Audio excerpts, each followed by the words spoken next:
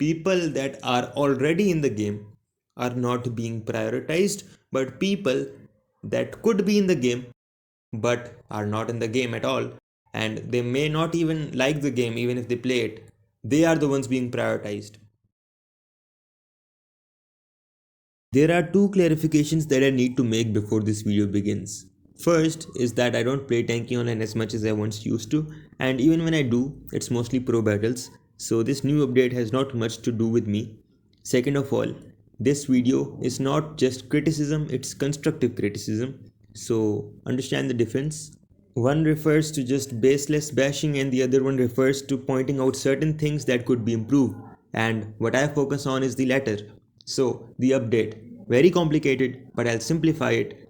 Unless you're using the Hyperion drone or collecting bonus boxes on the map itself, you're only going to be able to use one supply at a time.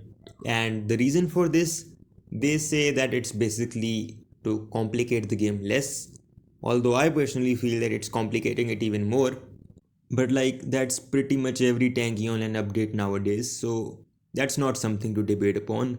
What is to debate upon is the fact that if you did watch my previous video, then we kind of predict that this update is going to happen in the near future, like tentatively speaking in 2025, because Hazel did said in the Taspin's stream that the game was now going to be more focused around this whole idea of the Oracle drone, which means using one supply at a time. So yeah, sure, this update could be really good for people that are new to the game, because using one supply at a time, having more time to contemplate what's happening in the game instead of just using all of your drugs at the same time, speed boost, double armor, double damage, whatever, using all of those things at the same time compared to just technically using one of them based upon your own tank, based upon your own strategy. For example, if I'm a mammoth and a shaft, then I'm more likely to use double armor than double damage, because I'll be like that whole fortress kind of you know that's gonna be my whole ideology for that game, that oh, I'm gonna be the defense for my team, something of that sort. So I feel like the intention is not wrong here, but the action surely is. They're trying to not complicate the game, but unfortunately they're complicating it even more. Now, look, I personally, SHK17, I'm not really into that part of the game where you're flying around in tanks and using drones and using tons of supplies. Yeah, I do play matchmaking at times, but not that much. However, whenever I do play matchmaking, there is one drone that I always use and then I always love, and that is the Brutus drone. That is the only drone that I have maxed out, and they're removing it. For God's sake, man. Anyways, that does not really matter though. I play pro battles these days, so I don't mind. Although I would like some compensation because I think I've been upgrading that for like a year. But all jokes aside, the thing is that if you remove some drones, if you change some drones, if you basically rework all of the drone mechanism because of just one experimental update, then I feel like that's a really bad sign. Because that's like, it's like if I got a new piece of furniture for my house, then I move every piece of furniture in my house. That doesn't make sense. That means that I'm very you know insecure, or you could say that I'm very, what's the word for that, it feels like I'm very unstable in the thought process of deciding what to do, when to do, and why to do. You get the point. So the thing here is that I'm not exactly against the update and trying out new experimental things. The problem is that experiments should not affect the entirety of the game. So people that, like for example, other people that use Brutus or some other drone that wasn't directly related to any other different game mechanism, they at this point are gonna be like, they're gonna log in one day and they're gonna be like, oh, where'd my drone go? And there's no drone, because now you're forced to use one supply at a time. So people that are already in the game are not being prioritized, but people that could be in the game but are not in the game at all, and they may not even like the game even if they play it, they are the ones being prioritized. It's like that, the meme.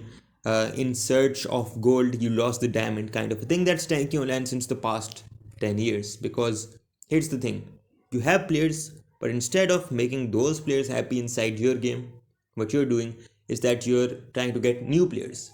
So you bet on the new players, you take the risk that, oh, let's do this, maybe new players will come in. But the players that you already have inside your game, they're gonna go away. And this has been happening again and again and again.